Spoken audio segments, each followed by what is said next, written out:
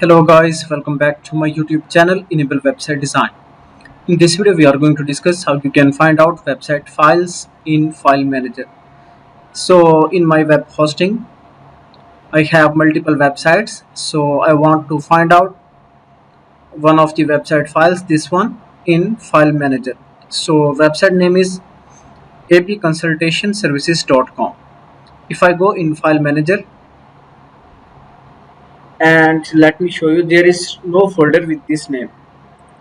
So that folder should be with apconsultationservices.com, like that, but here you can see that's nothing.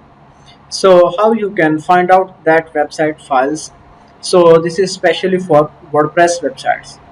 You can simply go here and click on settings, then here you can see this one, manage, and you will find out this temporary domain, this one.